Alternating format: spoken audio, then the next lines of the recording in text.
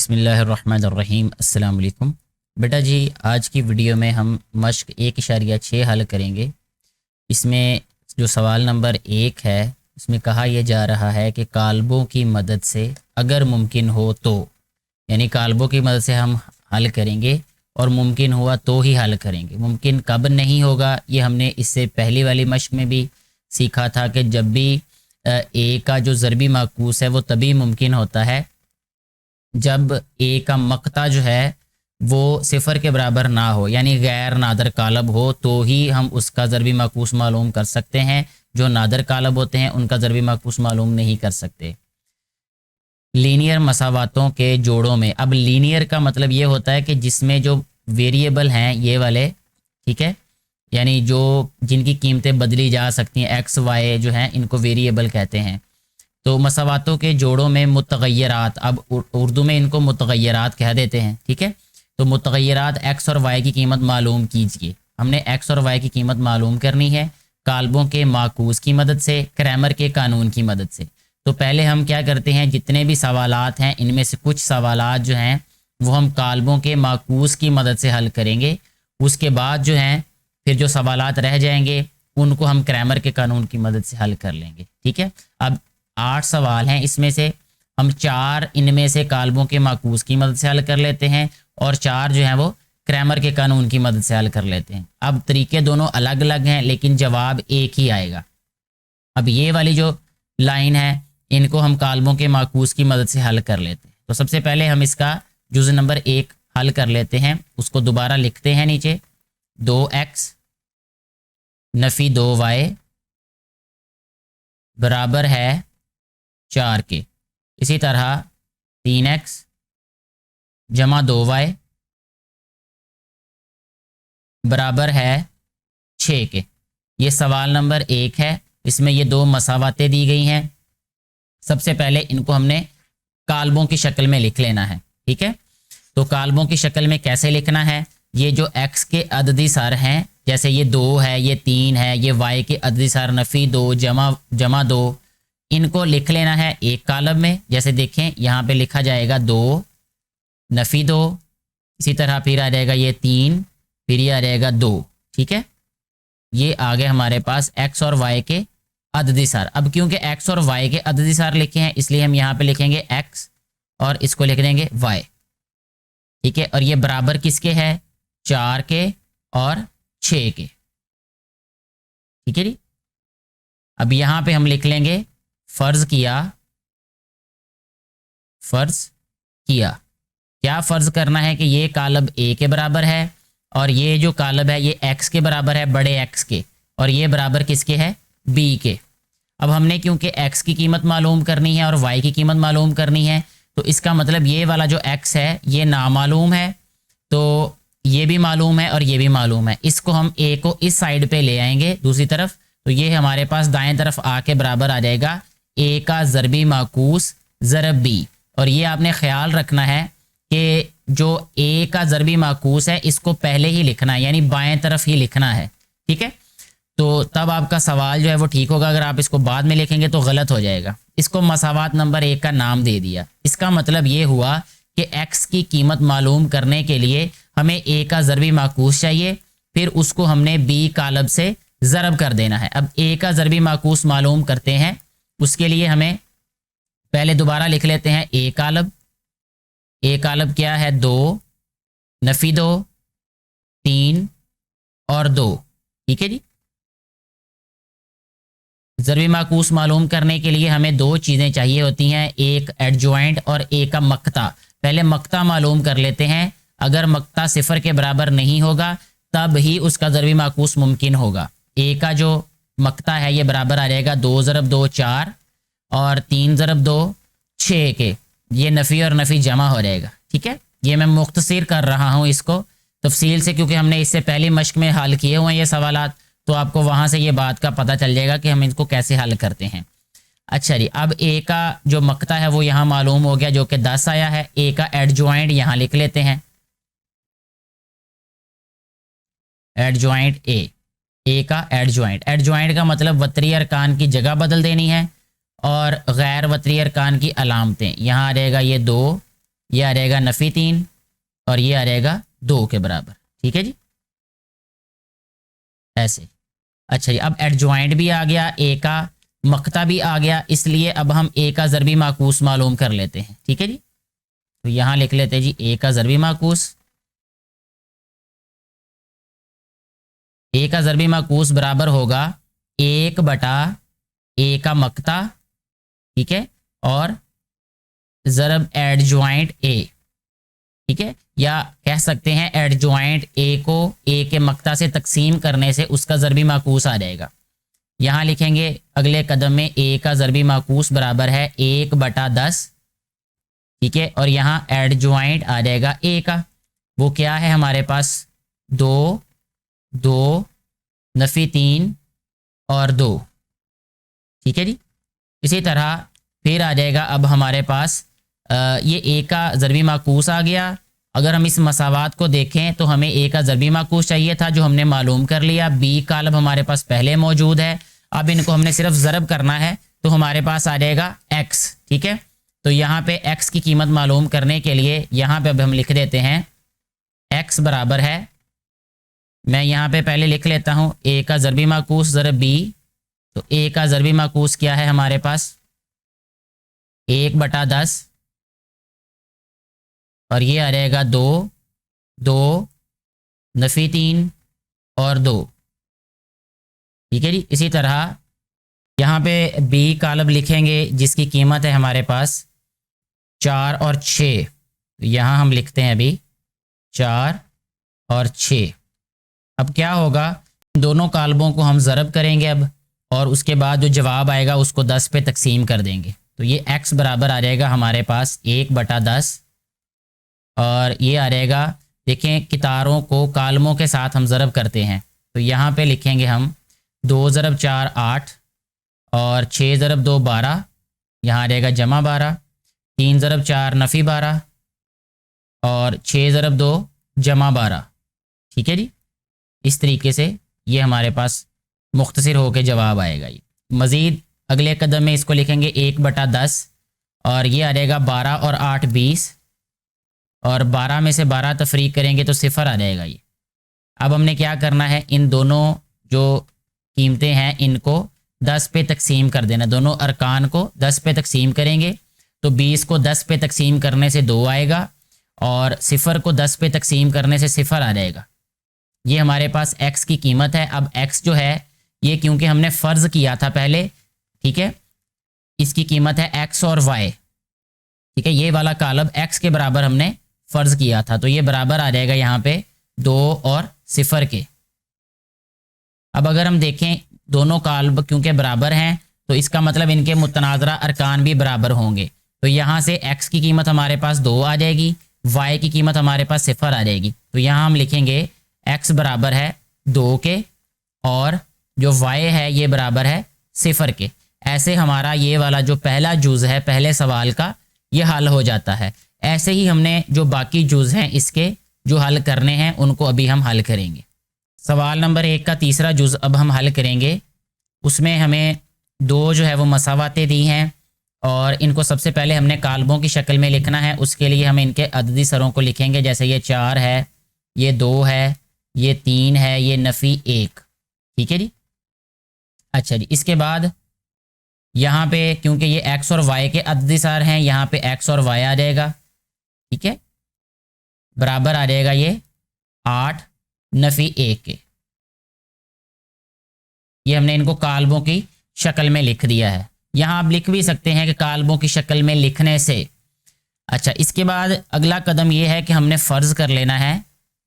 ठीक है, फ़र्ज़ किया कि ये बेटा हमारे पास a कालब है, ये हमारे पास x कालब है और ये b कालब है। हमें चाहिए x की कीमत, तो x जो है ये हमारे पास आ जाएगा a का ज़रबी माकूस ज़रब b। ठीक है, इसको मसावात नंबर 1 लिख देते हैं। अब हमें x की कीमत मालूम करने के लिए a का ज़रबी माकूस चाहिए, उसको फिर हम b से ज़रब करेंगे।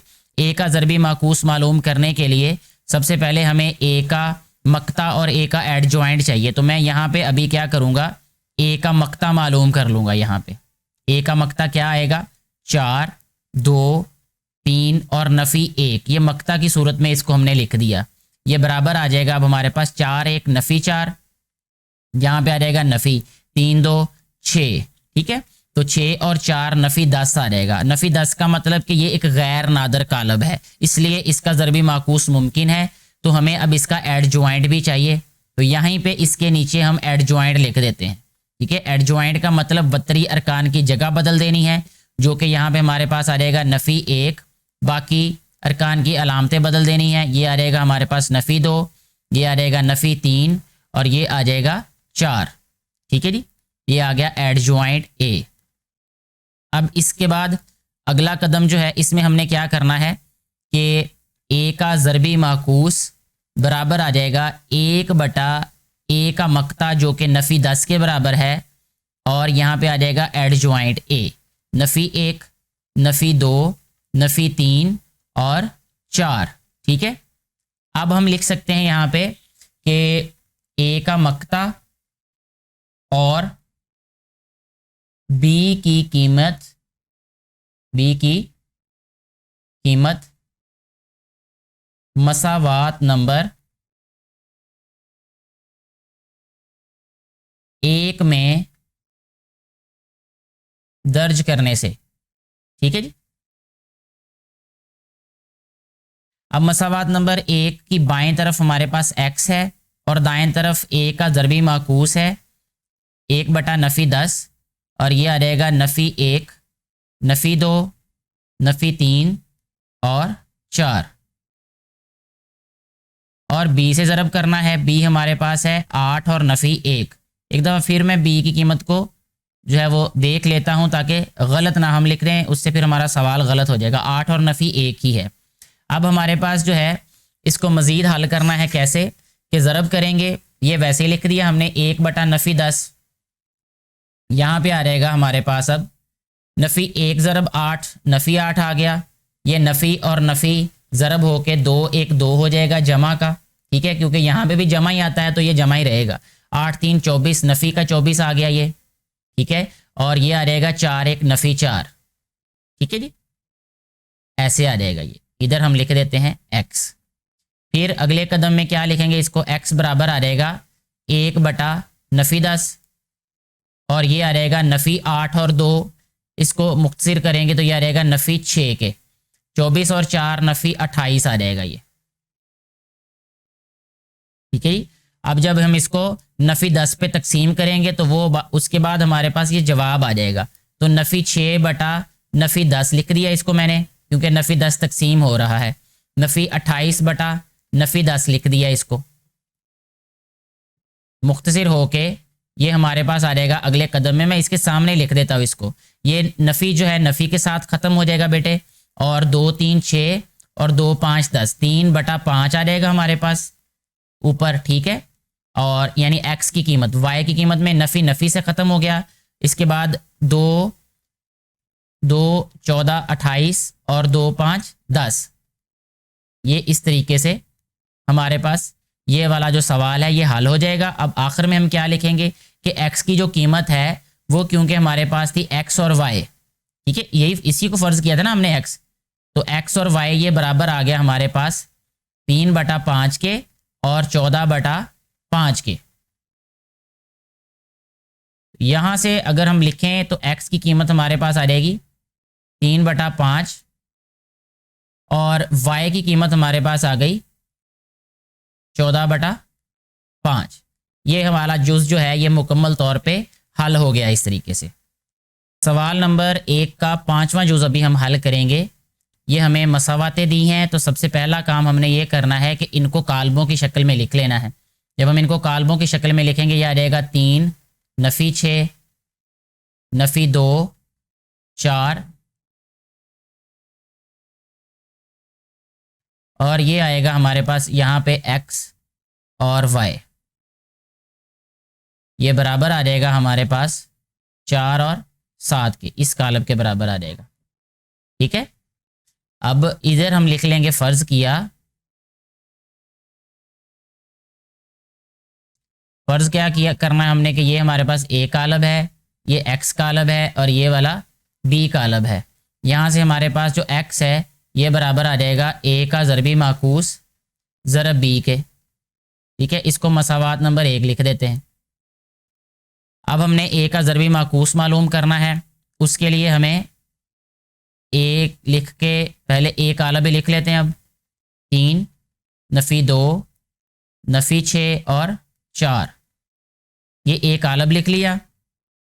इसका मक्ता आ जाएगा हमारे पास 4 3 12, ठीक है, और 6 2 12। मक्ता में क्योंकि नफ़ी आता है तो ये 12 के बराबर आ जाएगा। यहाँ पे 12 नफ़ी 12 जो है वो बराबर आ जाएगा 0 के।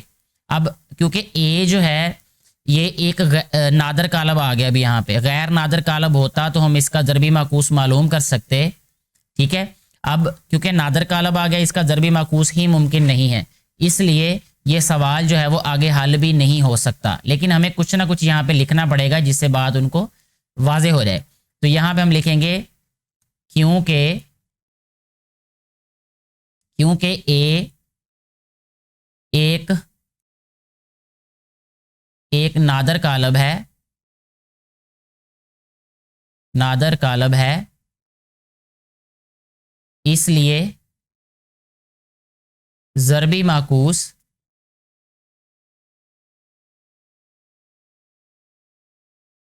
मुमकिन नहीं। ठीक है जी, मुमकिन नहीं। ठीक है, तो अगर इसका ज़रबी माकूस मुमकिन नहीं है तो एक्स और वाई की कीमत भी मालूम नहीं हो सकती। ठीक है, तो यहीं तक हम इस सवाल को छोड़ देंगे। तो ऐसे हमारा ये वाला जो 5वां जुज़ है ये भी हल हो जाता है।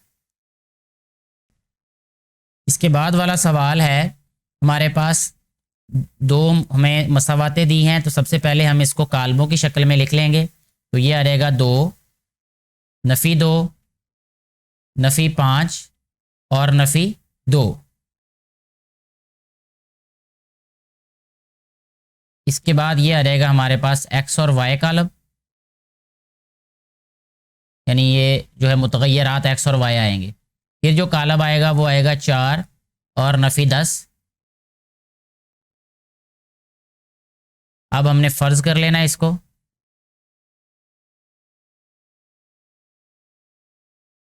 फ़र्ज़ क्या किया हमने कि ये ए कालब है, ये एक्स कालब है और ये बी कालब है हमारे पास।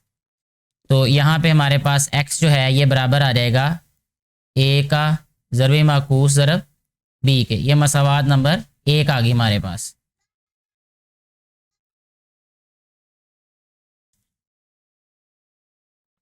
अब हमें ए का ज़रबी माकूस मालूम करना है, उसके लिए पहले हम ए कालब लिख लेते हैं। यहाँ पे ए कालब क्या है, 2 नफ़ी 2 नफ़ी 5 और नफ़ी 2। ए का मक्ता मालूम करेंगे, ये आ जाएगा 2 नफ़ी 2 नफ़ी 5 और नफ़ी 2। यह आ जाएगा बराबर 2 2 4, 2 के नफ़ी 4 आ जाएगा, यहाँ पे आ जाएगा जमा 5 2 10। नफ़ी 4 जमा 10 ये जमा 6 के बराबर आ जाएगा, क्योंकि ये गैर नादर कालब है, इसका मतलब ज़रबी माकूस मुमकिन है। तो इसका एडजॉइंट भी लिख लेते हैं यहाँ पे। अब एडजॉइंट ए का एडजॉइंट क्या होगा, वतरी अरकान की जगह बदल देनी हमने, ठीक है, और गैर वतरी अरकान की अलामतें बदल देनी है। तो ये आ जाएगा इस तरीके से हमारे पास ये ए का एडजॉइंट भी आ गया, मक्ता भी आ गया।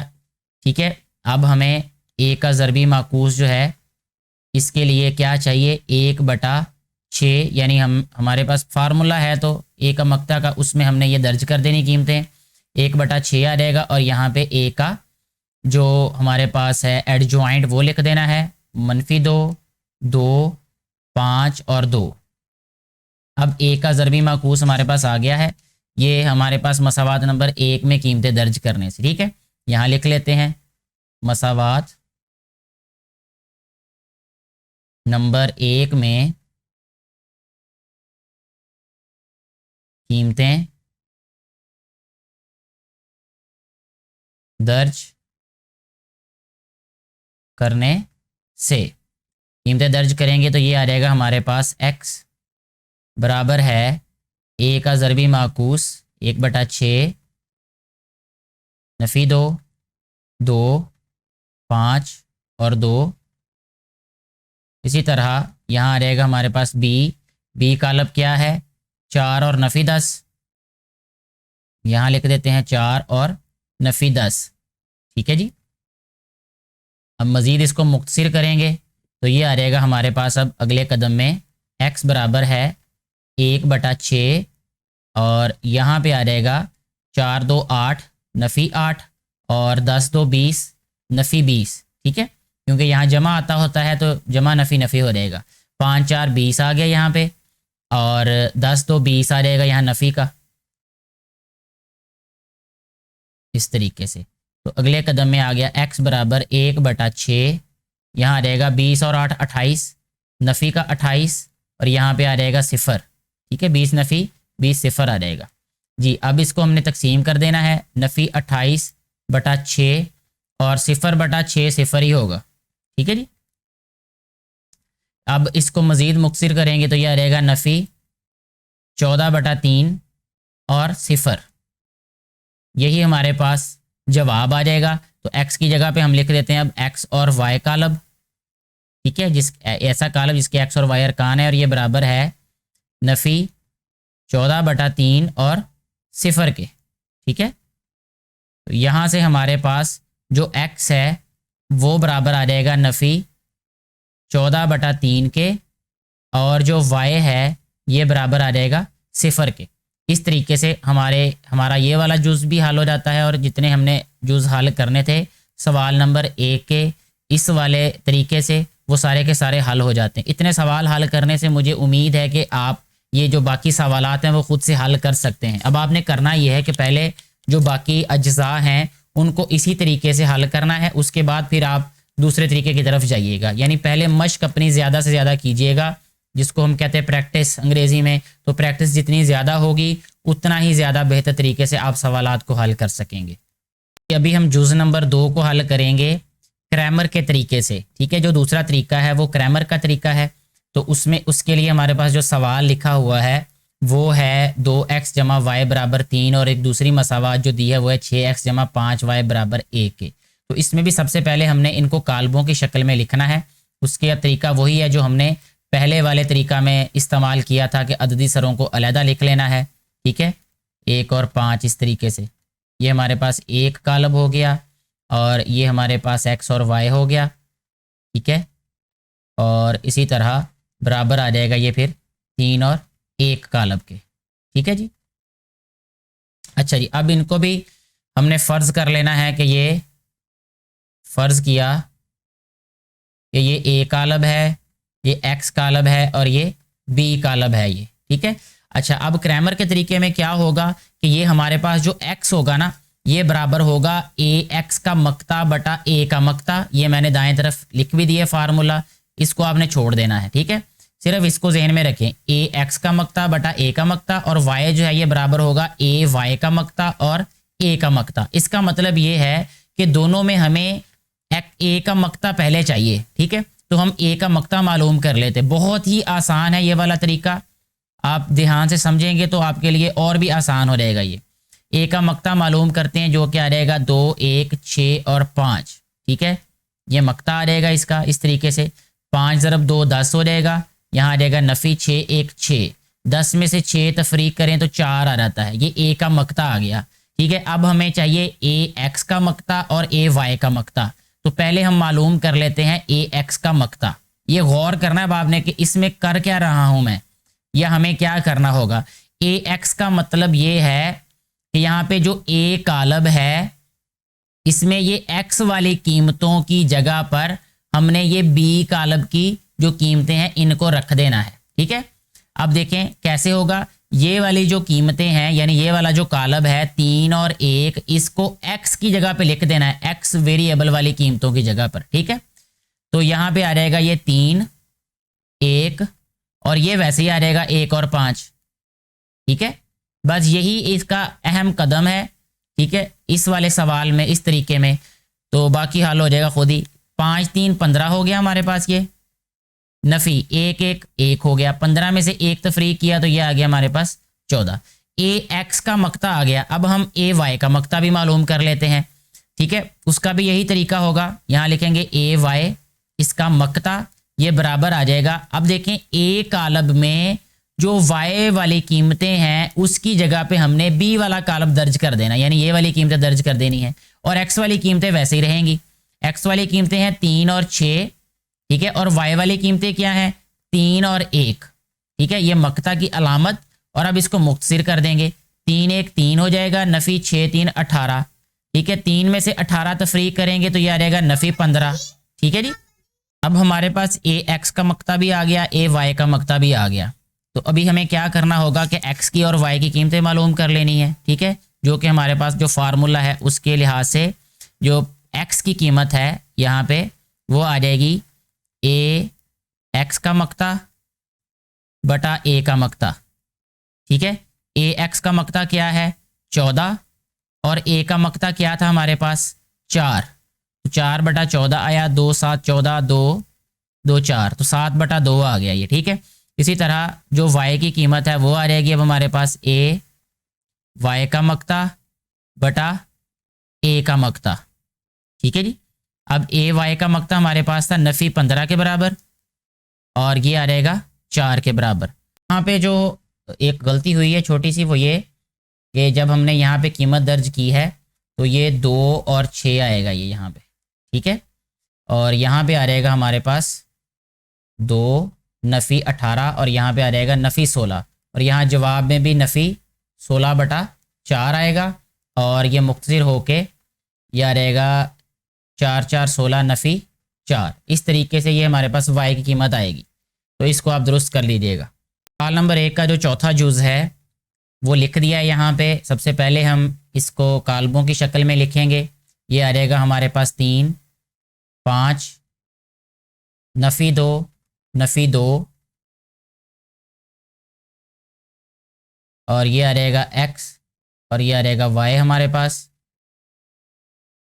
ये बराबर आ जाएगा नफ़ी 6 और नफ़ी 10 के। ठीक है जी,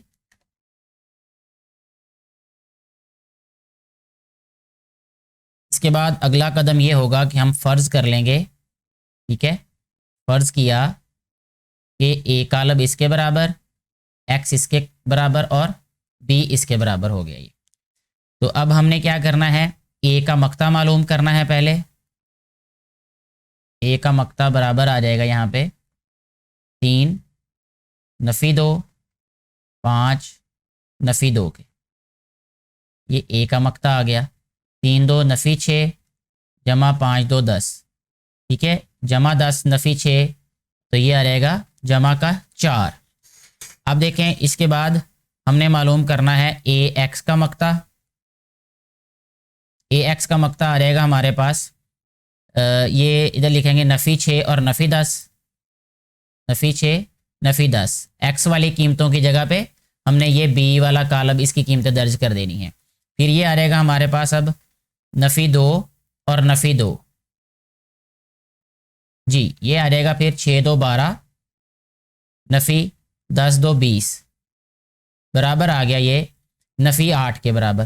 ठीक है, अच्छा जी, अब हमने इसके बाद मालूम करना है ए वाई का मक्ता। ए वाई का मक्ता बराबर आएगा 3 5 और ये आ जाएगा नफ़ी 6 और नफ़ी 10 के बराबर।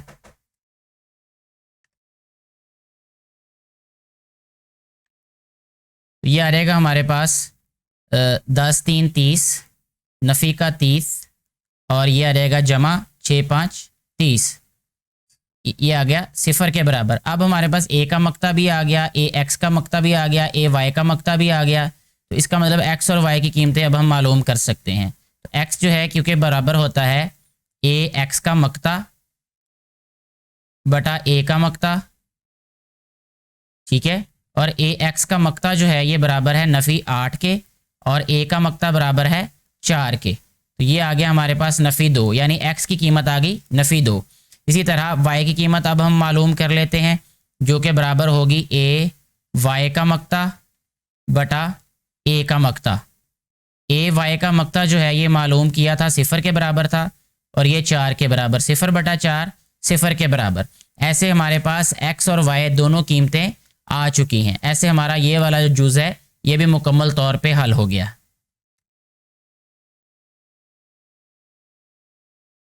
अब हम जुज़ नंबर 6 हल करेंगे क्रैमर के तरीके से।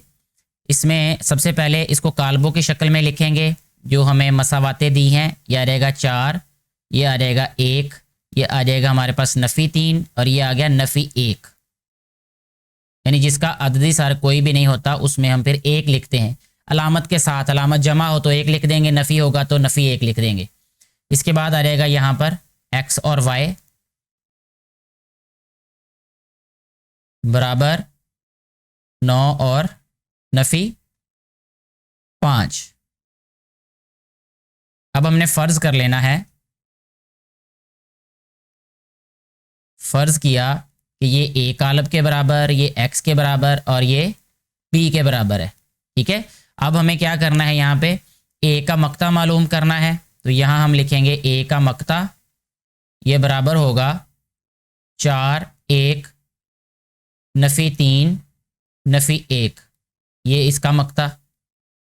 ठीक है, ये बराबर हो जाएगा 4 1 नफ़ी 4 और ये आ जाएगा यहाँ पे जमा 3 1 3, नफ़ी 4 जमा 3 ये आ जाएगा नफ़ी 1। तो क्योंकि a का मक्ता जो है वो 0 के बराबर नहीं है तो आगे हम इसको हल कर सकते हैं। अब हमने क्या करना है, इसके बाद ax का मक्ता मालूम करना है। ax का मक्ता ये बराबर आ जाएगा, x की जगह पे लिखेंगे अब हम x वाली कीमतों के 9 नफ़ी 5 और इसी तरह फिर आ जाएगा 1 नफ़ी 1। ऐसे माजरत यहाँ पे हमने मक्ता की अलामत लिखनी है बेटा। बराबर आ जाएगा 9 1 नफ़ी 9 जमा 5। जमा इसलिए लिखा है क्योंकि दरमियान में नफ़ी आता है ना, तो यहाँ एक अलामत है तो इसलिए मैंने यहाँ जमा लिख दी है। बराबर 9 में से 5 निकालेंगे तो ये आ जाएगा नफ़ी 4 के। इसी तरह ए वाई का मक्ता मालूम कर लेंगे अब हम, वो बराबर होगा हमारे पास 4 नफ़ी 3, इसी तरह 9 और नफ़ी 5 इसका मक्ता। ये बराबर आ जाएगा 4 5 20 नफ़ी 20 आ जाएगा और नफ़ी नफ़ी जमा 9 3 27। ठीक है, नफ़ी 20 और जमा 27 ये आ जाएगा 7 के बराबर। अब हम क्या करेंगे, x और y की कीमतें मालूम कर लेंगे। x के लिए हम इस्तेमाल करते हैं फार्मूला, यह आ जाएगा x बराबर ax का मक्ता बटा a का मक्ता। ठीक है, तो ये आ जाएगा ax, इसका मक्ता जो था वो नफ़ी 4 के बराबर था, a का मक्ता नफ़ी 1 के बराबर था। ये नफ़ी नफ़ी कट गया, बराबर आ गया 4 के, तो 4 जवाब आ जाएगा। जो y है ये बराबर होगा a y का मक्ता बटा a का मक्ता। ठीक है जी, a y की कीमत कितनी आई हमारे पास 7 और ये है नफ़ी 1, इसका मतलब ये है कि ये नफ़ी 7 के बराबर आ जाएगा। ये इस तरीके से हमारा ये वाला जो सवाल है ये भी हल हो जाता है।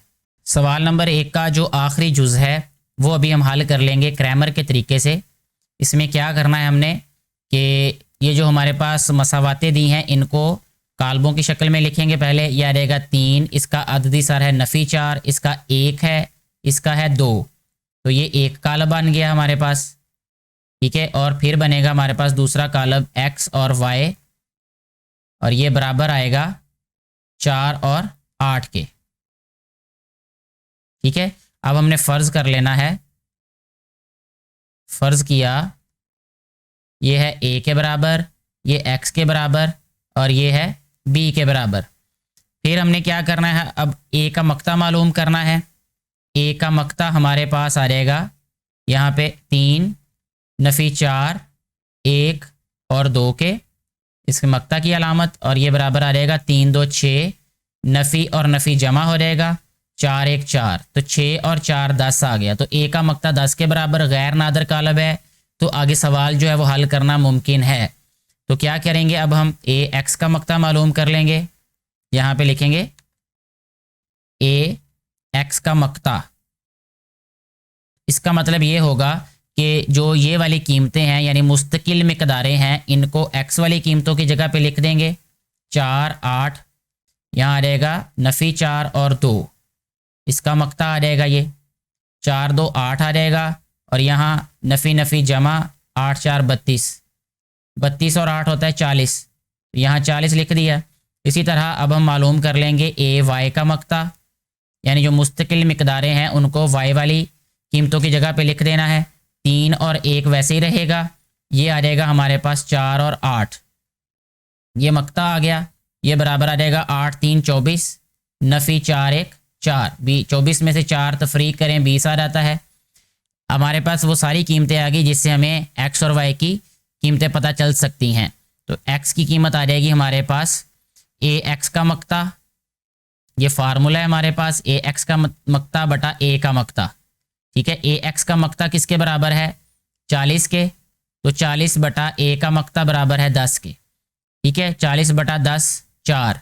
इसी तरह जो वाई आ जाएगा वो आ जाएगा ए वाई का मक्ता बटा ए का मक्ता। ठीक है, तो ए वाई की कीमत हमारे पास क्या है 20, 20 बटा 10 आ जाएगा, 10 2 20, तो एक्स और वाई की कीमतें आ गई 4 और 2। इस तरीके से हमारा ये वाला जो जुज़ है ये भी हल हो जाता है। मुझे उम्मीद है कि ये सवालात आपको अच्छे तरीके से समझ आ चुके होंगे। कोई कन्फ्यूजन परेशानी हो, कहीं किसी बात की समझ ना आई हो तो कमेंट करके ज़रूर पूछिएगा, मैं आपके लिए आसानी की वजह बन के खुशी महसूस करूँगा। सवाल नंबर 2 जो हमारे पास है ये एक अबारती सवाल है। इसमें कहा यह गया है कि अगर एक मुस्ततील की लंबाई इसकी चौड़ाई से 4 गुना हो, तो जब भी कोई अबारती सवाल हो उसको गौर से आपने पढ़ना है, समझना है, फिर उसको हल करना है। तो मुस्ततील की जो लंबाई है, अब यहाँ बात हो रही है लंबाई की, वो जो लंबाई है वो उसकी चौड़ाई से 4 गुना है और इसका अहाता 150 सेंटीमीटर हो, तो इस मुस्ततील की लंबाई और चौड़ाई मालूम करनी है। अब इसमें जो मैं सवाल हल करूंगा वो सिर्फ मसावातें बनाने तक हल करूंगा, क्योंकि इससे पहले हमने जितने भी सवालात हल किए हैं उनमें मसावातें दी गई थी और हमने उसको क्रैमर के तरीके से या ज़रबी माकूस वाले तरीके से हल किया था। तो ये 2 तरीके हैं, आप इनमें से किसी भी तरीके से सवाल को हल कर सकते हैं। तो पहले नंबर पे हमने ये करना है कि हमें ना तो लंबाई पता है और ना ही चौड़ाई पता है। तो सबसे पहले हमने यहाँ लिख लेना है कि फ़र्ज़ किया, यहाँ पे हम लिखेंगे फ़र्ज़ किया, क्या फ़र्ज़ करना है कि मुस्ततील की जो चौड़ाई है, यहाँ लिखेंगे मुस्ततील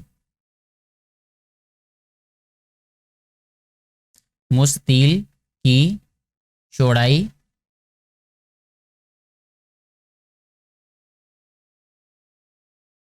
मुस्ततील की जो चौड़ाई है ये बराबर है हमारे पास x की, ये हमने फ़र्ज़ किया है ये। ठीक है, और जो मुस्ततील की लंबाई है उसको हमने फ़र्ज़ कर लेना है कि वो y है। मुस्ततील की लंबाई को क्या फ़र्ज़ करेंगे हम y। अब लंबाई और चौड़ाई हमारे पास आ गई है। तो अब पहली शर्त उसने ये दी है कि अगर एक मुस्ततील की लंबाई इसकी चौड़ाई से 4 गुना हो, तो हम यहां लिखेंगे पहली शर्त के मुताबिक, पहली शर्त के मुताबिक। पहली शर्त क्या दी है बेटा कि इस मुस्ततील की जो लंबाई है, अब लंबाई क्या है y, यहां लिखेंगे हम y बराबर है इसकी चौड़ाई से, चौड़ाई इसकी क्या है x, चौड़ाई से 4 गुना हो। चौड़ाई का 4 गुना क्या होगा 4x। ठीक है, यानी अब यहां पे देखें y बराबर 4x का मतलब ये है कि जो लंबाई है वो चौड़ाई से 4 गुना ज्यादा है। ठीक है, तो इस तरीके से हम उसको लिखेंगे।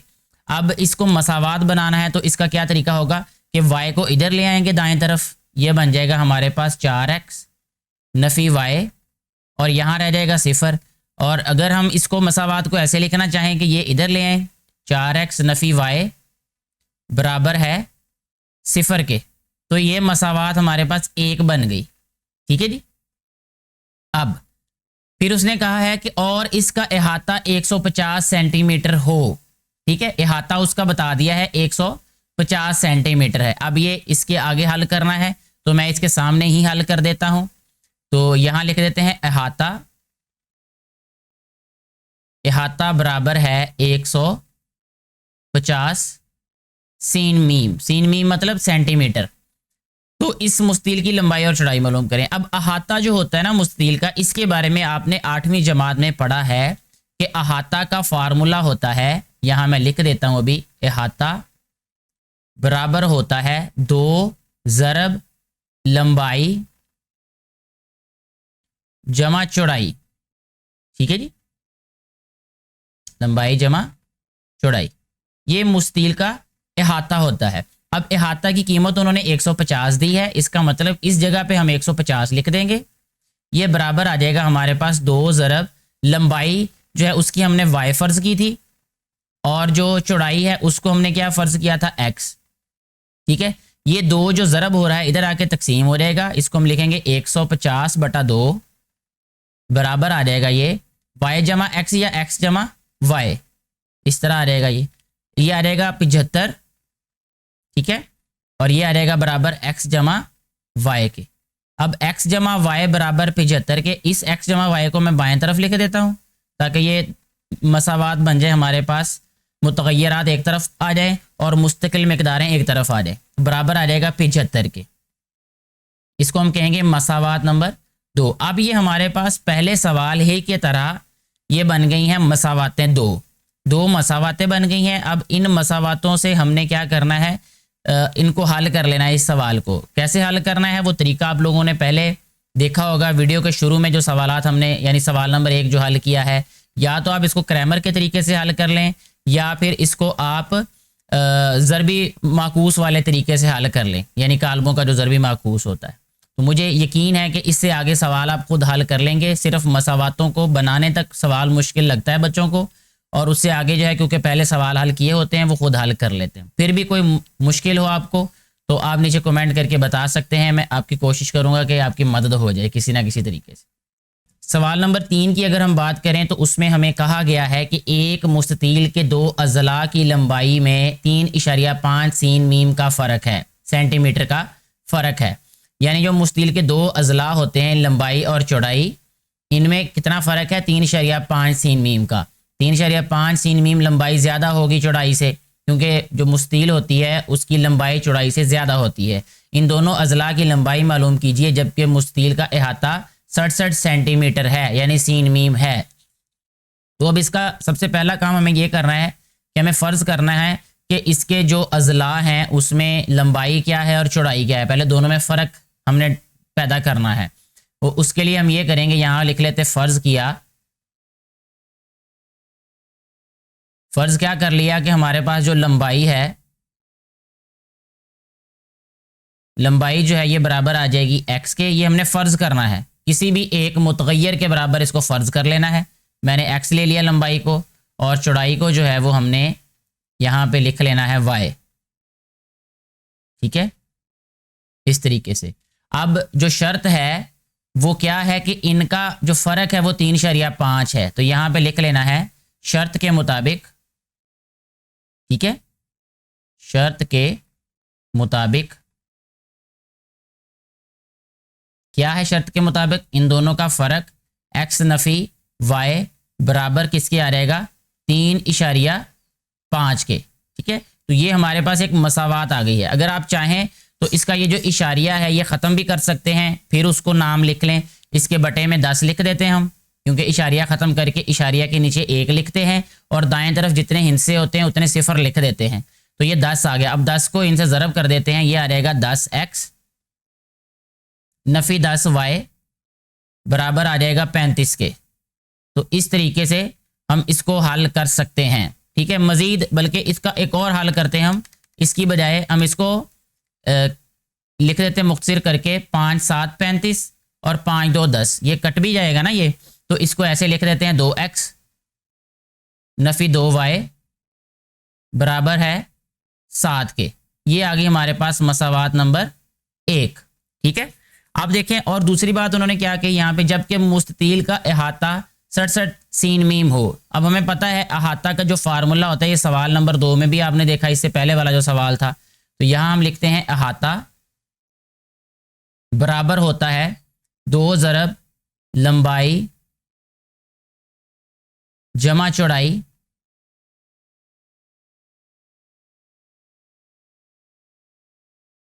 तो अहाता बराबर आ जाएगा, अहाता की कीमत उन्होंने दी है 67, तो यह आ जाएगा 2 ज़रब लंबाई हमने x फ़र्ज़ की है और चौड़ाई हमने y फ़र्ज़ की है। तो ये इस तरीके से आ जाएगा 67 बराबर 2x जमा 2y के। ठीक है, तो यहाँ आ जाएगा बाएं तरफ अब ये 2x जमा 2y बराबर 67 के। इसको लिखेंगे हम मसावात नंबर 2। अब ये दोनों मसावातें आ गई हमारे पास। इन मसावातों से हमने इनको कालबों की शक्ल में लिख लेना है।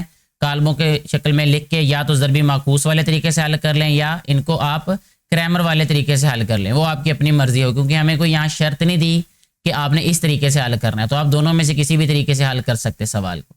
सवाल नंबर 4 की बात अगर हम करें तो उसमें कहा गया है कि एक मसावी साकैन मुसल्लस का तीसरा जाविया। तो यहाँ पे रुक के पहले मैं ये बताना चाहूँगा कि मसावी साकैन मुसल्लस क्या होती है। तो अगर हम मसावी साकैन मुसल्लस की तारीफ़ की बात करें तो ऐसी मुसल्लस होती है कि जिसके जो आमने सामने के अज़ला होते हैं उनकी लंबाइयाँ बराबर होती हैं। मज़ीद इसको वाज़े करने के लिए मैं आपको एक मसावी साकैन मुसल्लस यहाँ पे बना के दिखा देता हूँ, जिससे आपको वाज़े हो जाएगा मसावी साकैन मुसल्लस के बारे में।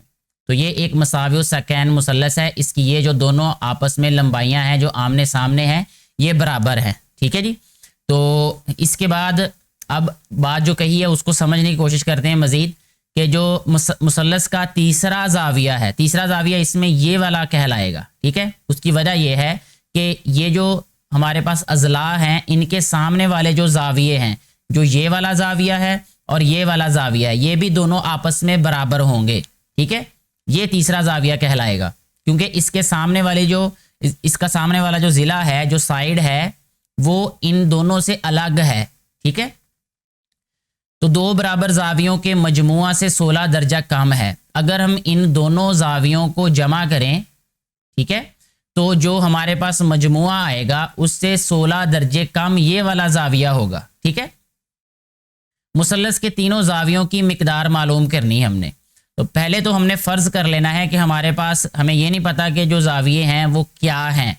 तो फ़र्ज़ करेंगे पहले हम यहाँ पे लिखते हैं फ़र्ज़ किया कि तीसरा जाविया।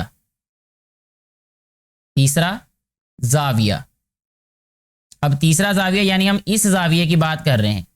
ठीक है, ये तीसरा जाविया जो है इसको हम वाई फ़र्ज़ कर लेते हैं। ठीक है, आप कोई भी मुतग़य्यर इसको फ़र्ज़ कर सकते हैं, ये कोई हम पे लाजिम नहीं होता कि हमने इसको एक्स लेना है, वाई लेना है या कुछ भी लेना है। ठीक है, अच्छा जी, एक मसावी सकैन मुसल्लस का तीसरा जाविया बाकी दो बराबर जावियों के। अब दो बराबर जावियों के बारे में भी नहीं पता हमें, तो यहाँ लिखते हैं दो बराबर जाविये, ये बराबर हैं एक्स के, यानी जो दो बराबर जाविये हैं उनको हमने एक्स से ज़ाहिर किया है। ठीक है, तो अब शर्त के मुताबिक देखिए क्या बात होगी। शर्त के मुताबिक शर्त बेटा ये दी है कि जो तीसरा जाविया है, यहां पे लिख लेते हैं तीसरा जाविया जो कि वाई है, वो बाकी दो बराबर जावियों के मजमुआ से, दो बराबर जावियों का मजमुआ यानी x जमा x। ठीक है, ये इनका मजमुआ हो गया। 16 दर्जे कम है, 16 डिग्री कम है। इसको डिग्री कहते हैं अंग्रेजी में और उर्दू में इसको कहते हैं दर्जा। 16 दर्जे कम है, तो यहाँ नफ़ी 16 दर्जे लिखेंगे हम, नफ़ी 16 दर्जे आ गया ये। ठीक है, इसको मज़ीद मुख्तसर करेंगे तो ये आ जाएगा y बराबर 2x नफ़ी 16। अच्छा जी, अब क्योंकि हमें ये x इधर चाहिए इस साइड पे, तो हम क्या करते हैं, y को इस साइड पे ले आते हैं और 2x को, बल्कि 16 को इधर ले आते हैं। तो 16 ये नफ़ी इधर आके जमा हो जाएगा, तो ये आ जाएगा 16 बराबर 2x नफ़ी y। ठीक है, मज़ीद इसको आसान बनाने के लिए, आसानी से लिखने के लिए इसको लिख लेते हैं हम, इसको बाएं तरफ 2x नफ़ी y, ये बराबर आ जाएगा 16 के। इसको हम लिखेंगे मसावात नंबर 1। ठीक है जी। अच्छा जी, अब दूसरी बात जो है वो हमारे पास ये है कि मुसल्लस के तीनों जावियों की मिकदार मालूम करनी है। पहली बात तो ये है कि हमारे पास एक मसावात है, दूसरी मसावात अभी नहीं मालूम। आपको ये मालूम होगा, ये आपने 8वीं जमात में भी पढ़ा होगा के जो मुसल्लस होती है उसके जो तीनों जाविये होते हैं, उनका जो अंदरूनी जाविये होते हैं, उनका जो मजमुआ होता है वो 180 दर्जे होता है। ये आपने याद रखना है हमेशा के लिए। तो हमें मालूम है, यहाँ लिख देते हैं, इसको थोड़ा सा अंदर करके लिखते हैं। हमें मालूम है कि क्या मालूम है कि मुसल्लस के जो तीनों जाविये हैं उनका मजमुआ 180 होता है। तो तीनों जावियों की अगर हम बात कर लें, एक जाविया हमारे पास y है, दूसरे दोनों x हैं। तो यहाँ पे हम लिख लेते हैं y जमा x बराबर है 180 दर्जे। ठीक है, तो ये आ रहेगा। अब हमारे पास यहाँ पर x वाली वैल्यूज़ को, कीमतों को पहले लिख लेते हैं। ये आ रहेगा 2x जमा y बराबर है 180 दर्जे के। ये मसावात नंबर 2 आ गई अब हमारे पास। ठीक है जी, इन दोनों मसावातों को इस्तेमाल करके हम सवाल को हल कर सकते हैं। एक मसावात ये आ गई, इसमें x y की कीमत और दाएं तरफ मुस्तकिल यानी मुस्तकिल मिकदार आ गई। इसी तरह मुतगय्यरात वाली जो कीमतें हैं वो बाएं तरफ आ गई और जो मुस्तकिल मिकदार है वो दाएं तरफ आ गई। ऐसे हमारा ये वाला जो सवाल है वो यहाँ तक हल हो जाएगा। इससे आगे आपने इनको कालबों की शक्ल में लिखना है। कालबों की शक्ल में लिख के फिर इसको आपने दोनों में से किसी एक तरीके से हल कर लेना है। सवाल नंबर जो 5 है, इसमें हमें कहा जा रहा है कि एक कायमा जाविया मुसल्लस में, कायमा जाविया मुसल्लस क्या होती है कि जिसमें एक जाविया कायमा हो यानी 90 का हो। एक कायमा जाविया मुसल्लस में एक हादा जाविया, अब हादा जाविया ऐसा जाविया होता है जो 90 से कम होता है। तो अगर हम एक कायमा जाविया मुसल्लस बनाएं यहाँ पे, जो कि ये मुसल्लस होगी इस तरह की, देखें ये एक कायमा जाविया मुसल्लस है। इसमें ये वाला जाविया जो है ये कायमा है यानी 90 का है। ये वाला, ये अलामत होती है कायमा जाविया की। तो ये 90 का जाविया है। ये दोनों जो जाविये होंगे, ये वाला और ये वाला, ये दोनों हादा होंगे। ठीक है जी। अब एक कायमा जाविया मुसल्लस में एक हादा जाविया की मिकदार दूसरे हादा जाविया की मिकदार के 2 गुना से 12 दर्जे ज़्यादा है। तो पहली शर्त से निपटते हैं। उसमें सबसे पहले हम क्या करेंगे, फ़र्ज़ कर लेंगे। क्या फ़र्ज़ करेंगे, यहाँ लिखेंगे फ़र्ज़ किया कि एक हादा जाविया, एक हादा जाविया, एक हादा जाविया जो है वो x लिख लेते हैं और जो दूसरा है, दूसरा उसको हम लिख लेते हैं कि वो y है। ठीक है जी। तो अब उसने क्या कहा है कि एक हादा जाविया की मिकदार दूसरे हादा जाविया की मिकदार के 2 गुना से 12 दर्जे ज़्यादा है। तो इनमें से हम किसी को भी ले लेते हैं, दोनों में से किसी एक को, वो एक ही होगा। तो यहाँ इसको लिख लेते हैं y बराबर है 2 गुना हो जाएगा 2x। ठीक है, 12 दर्जे ज़्यादा है। ज़्यादा का मतलब जमा आ जाएगा यहाँ पे। ठीक है, कम होगा तो नफ़ी करेंगे और ज़्यादा होगा तो जमा कर देंगे। 2x जमा 12। तो ये हमारे पास इस तरह मसावात हो गई। अब इस 12 को इधर लेके आएंगे, ये नफ़ी 12 हो जाएगा हमारे पास। ये बराबर आ जाएगा 2x नफ़ी y। ठीक है, तो 2x नफ़ी y को इधर ले आते हैं। अब हम 2x नफ़ी y बराबर है नफ़ी 12 के। ये मसावात नंबर 1 बन गई अब हमारे पास। ठीक है, अब दूसरी मसावात चाहिए। तो दूसरी मसावात बनाने के लिए हमारे पास एक आसान तरीका है कि हम जानते हैं कि जो मुसल्लस होती है उसके तीनों अंदरूनी जावियों का मजमुआ 180 होता है। ठीक है, इसमें 2 दर्जे जो हैं, 2 जाविये हादा हैं। तो हमने क्या करना है फिर कि इन तीनों जावियों का जो मजमुआ है उसको 180 के बराबर लिख देना है। तो यहाँ हम लिखेंगे कि हम जानते हैं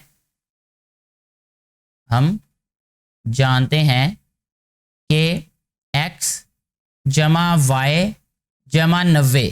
ठीक है, क्योंकि जो कायमा जाविया मुसल्लस होती है उसमें एक जाविया 90 का होता है और जो बाकी 2 जाविया उनको हमने x और y लिखा हुआ था। तो x जमा y जमा 90 बराबर आ जाएगा 180 के।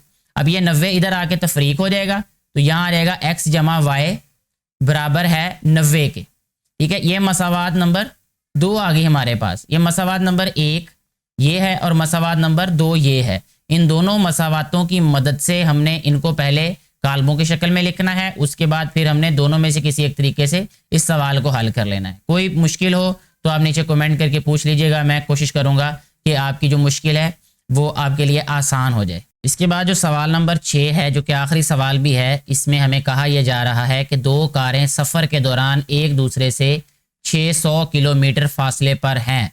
ठीक है, जब उन्होंने सफ़र शुरू किया, जैसे फ़र्ज़ करें कि यहाँ से और यहाँ से शुरू किया सफ़र, ठीक है, तो इनका जो फासला है वो 600 किलोमीटर है। यहाँ से लेकर यहाँ तक का फासला जो है वो है 600 किलोमीटर। ठीक है जी। फिर क्या हुआ, अगर इनकी रफ्तार में 6 किलोमीटर फी घंटा का फ़र्क हो। अब उन्होंने सफ़र करना शुरू कर दिया एक दूसरे की जानिब। ठीक है, ये इधर को जा रही है ये गाड़ी और ये इधर को जा रही है, तो इनमें जो फ़र्क है वो 6 किलोमीटर फी घंटा का है। 4.5 घंटे के सफ़र के बाद, यानी इतने वक्त के बाद, इनके दरमियान फासला जो है वो 123 रह जाता है। यानी जो फासला, फ़र्ज़ करें कि ये गाड़ी इधर आ जाती है, ठीक है, और ये गाड़ी जो है वो इधर आ जाती है, और ये जो फासला रह गया इनके दरमियान में वो 123 किलोमीटर का रह गया है। तो हर कार की रफ्तार मालूम करनी है। ठीक है, तो सबसे पहले तो हम यहाँ फ़र्ज़ कर लेंगे कि पहली कार की रफ्तार, यहाँ लिखेंगे फ़र्ज़ किया